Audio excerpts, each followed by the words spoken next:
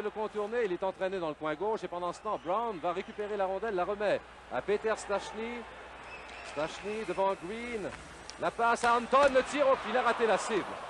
Il a réussi plusieurs buts de cette façon-là. Anton contre les Canadiens. Voilà le tir de Picard, arrêté à la défense et la rondelle qui passe au-dessus du filet. Encore 5 secondes à la pénalité à Ludwig. Et c'est Robinson qui va profiter de sa chute. Déjour, Anton Stachny. La longue passe un peu trop longue pour Carson. Scoden est placé devant le filet. Robinson le tire au-dessus de la cible. Retour à Carson et but! Shane Carson avec encore 17 secondes à la pénalité à Svoboda. Il avait raté une excellente chance de capter une passe parfaite de Robinson. Il a cessé de patiner en territoire neutre ou à l'approche de la ligne bleue, ce qui avait permis aux spectateurs, tout le monde croyait que c'était une passe un peu longue, mais le jeu avait bien été exécuté par Robinson.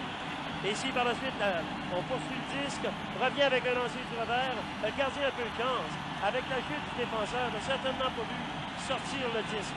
On voit d'un angle différent avec la caméra au niveau de place. C'est ce qui se passe. Surveillez la chute du gardien, du défenseur. Et Malachuk est surpris avec une rondelle qui sort à sa gauche. Scored by number 27, Shane Carson.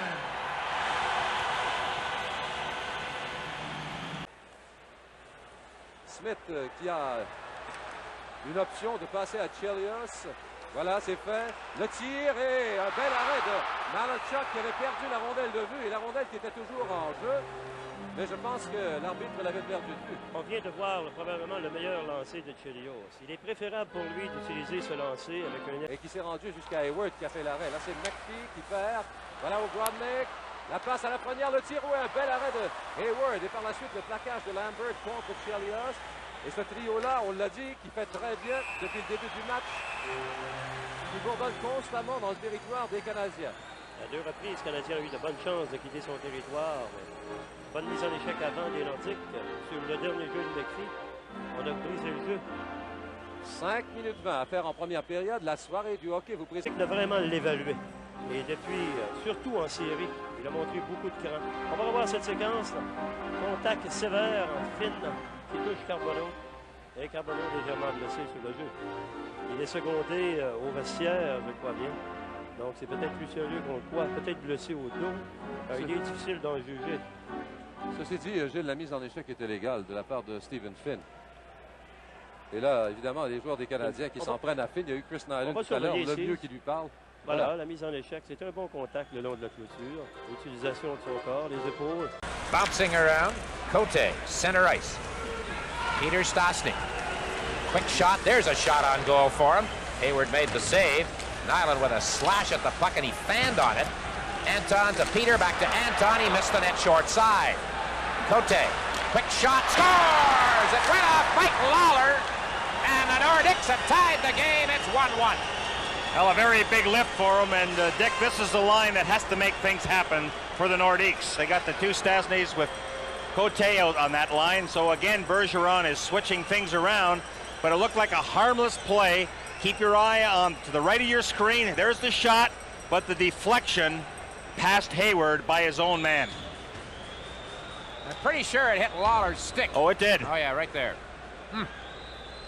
Had he not reacted and tried to get the puck, it would just seem to be a reaction on his part. Had it been allowed to get right through to the net, maybe Hayward had a bead on it. So, at the 1:52 mark. Unload it. You have to change things around a little bit, not do the same thing over and over again. Here's Momesso up with Walter and Corson as the Canadians have made a change up front on the forward line.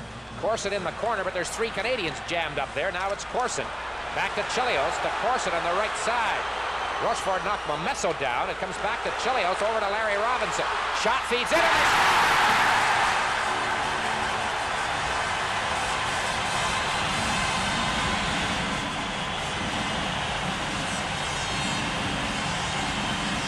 An example, it does always take a booming slap shot for the puck to go in the net. The quickness of the shot, the location. And I don't know if Ryan Walter gets a piece of this, Dick. He's certainly in a screening position, and I believe that he does deflect it past Malarchuk. But what I liked about the play is Robinson didn't hesitate. He sees that there's a jam up in front of the net, Why not just wrist a shot in there? Let my man deflect it.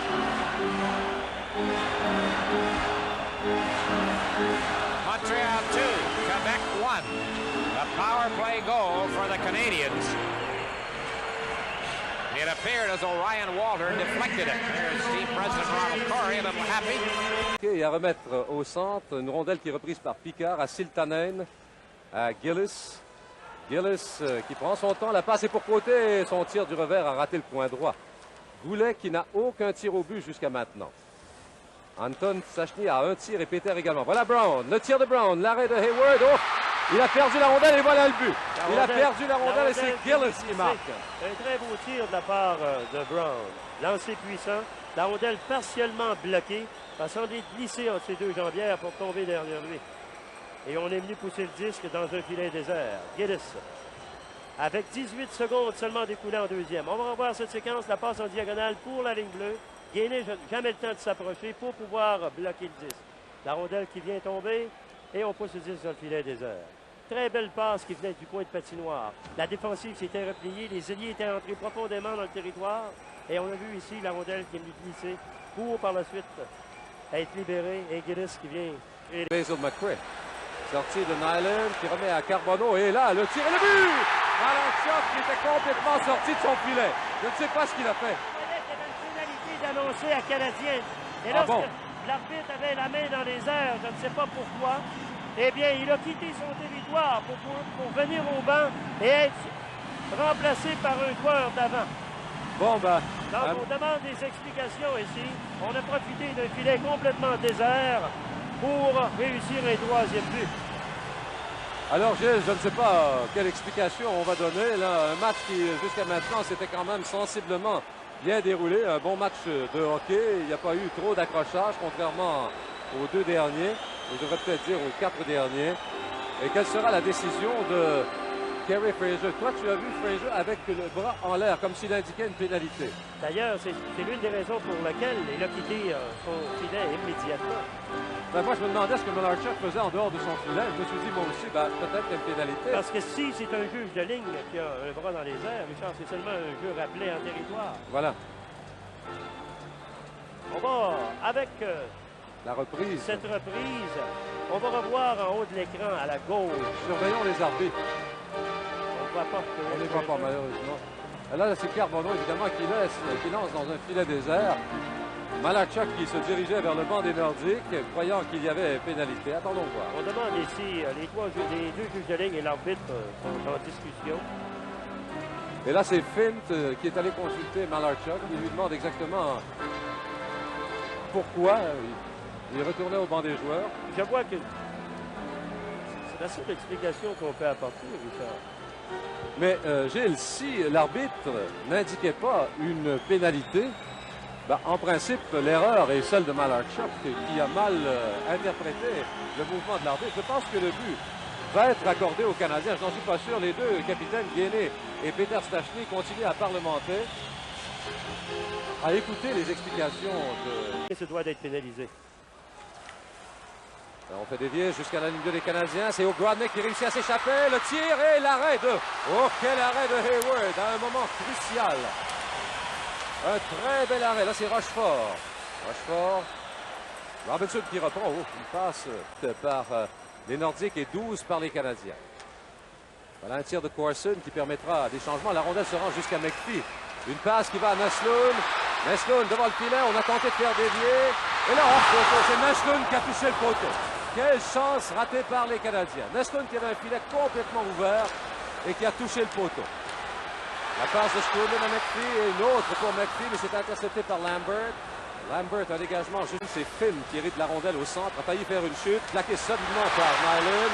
Et c'est la sortie de Carbonneau, rejoint par Peter Stachny pour Gainé.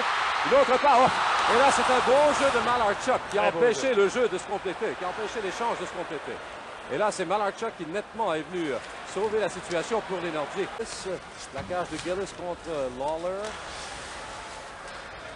Et là, c'est Lawler, encore une fois, qui est sur la rondelle. La remet à côté, le tir off. Et l'arrêt de Hayward sur cette début des Canadiens qui s'en tire grâce encore une fois à Brian Hayward. Et par la suite, l'échauffourée, c'est Corson et Gillis. Gillis qui et le joueur des Nordiques le plus impliqué dans ce genre de bousculade. Et à 3 reprises, le Canadien a très mal joué dans son territoire. Oui. Ça a commencé il y a déjà une minute avec Nyland, 2 mauvais jeux. Elias qui se rend jusqu'à Rochefort. Rochefort qui a tenté de dégager avec la main. Et c'est le tir de Smith, l'arrêt de Malachuk et Naslund qui rate le retour. Et la sortie de Gillis qui a remis à Côté. Côté qui tente de déjouer Ludwig. Joue bien, le tir et le but! Voilà. Côté, voilà, c'est 3-2 pour les Nordiques avec 2 minutes 53 à faire en troisième. Comme on voit régulièrement Richard au hockey. Canadien qui venait d'avoir 2 belles chances en territoire adverse. Et bien, voir Côté venir réussir un troisième. Alors, on demande des explications ici. Qu'est-ce qui s'est passé? Est-ce qu'on avait... Je ne sais pas. Est-ce qu'on a arrêté le jeu? Attendons voir, attendons Voilà, voir. Il y avait une pénalité à Mats pénalité Naslund. annoncée. Est-ce qu'elle a été annoncée avant que le but soit marqué? Voilà. Et à Gillis également. Alors, est-ce que, ce qu'il faut savoir maintenant, non, le but ne compte pas puisque la pénalité, semble-t-il, était donnée au Nordique. On va essayer de voir ce qui se passe ici, encore une fois. Moi, j'étais... On va revoir le jeu ici. Côté qui descend.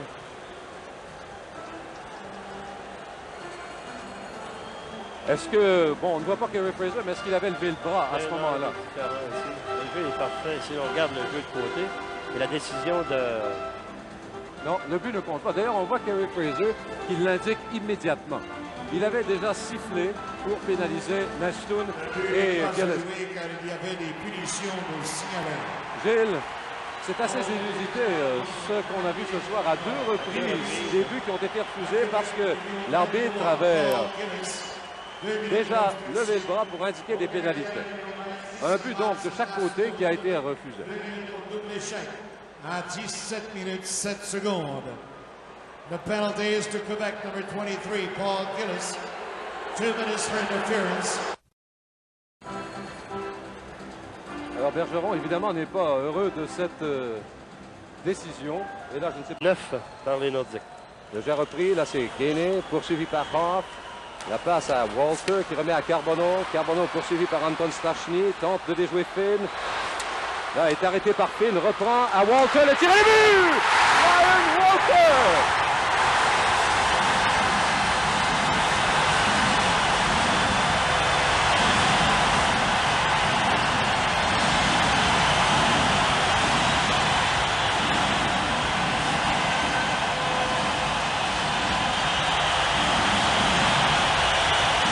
Le but compté à 17 minutes et 21 secondes.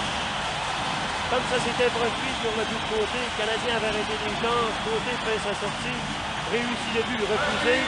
C'est maintenant au tour de l'entrée de Carbonneau. On va voir Rondelle soutillante faire le disque momentanément. Va refaire son jeu pour Walter. Celui-ci réussit son but.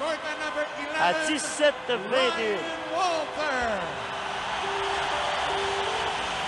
On revoit d'un angle différent Carbonneau qui feinte, veut passer le disque, près des patins de Finn. La rondelle tombe sur le bâton de Walter et voilà le but. Walter, son 4e. Gainey, Carbonneau, mention d'assistance. Voilà la réaction de Michel Bergeron qui a dit là. Il faudrait, Gilles, il faut certainement vanter le jeu et la persistance de Carbonneau sur ce but-là. Il a perdu la rondelle 2 fois, il l'a reprise à deux fois également. Croyait avoir battu Finn lorsqu'il a voulu couper à l'intérieur pour passer le disque près de ses patins. Mais c'est Walter qui en a... Et Brown qui doit attendre le retour de tout le monde. L'arrêt, 2 secondes, 1 seconde, et voilà, c'est terminé. Et les Canadiens qui prennent l'avance 3-2 dans cette finale de la division Adams. Et c'est leur première victoire sur leur propre glace. Et là, Bergeron qui...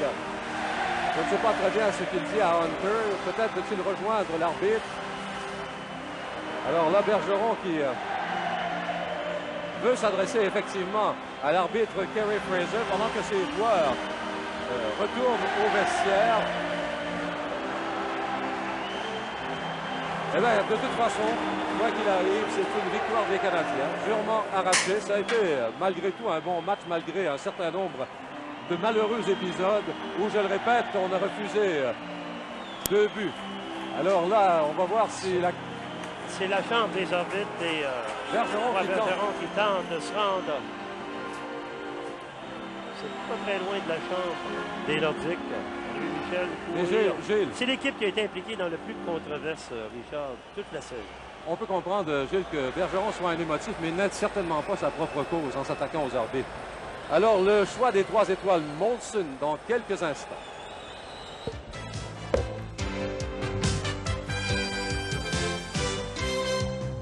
Messieurs.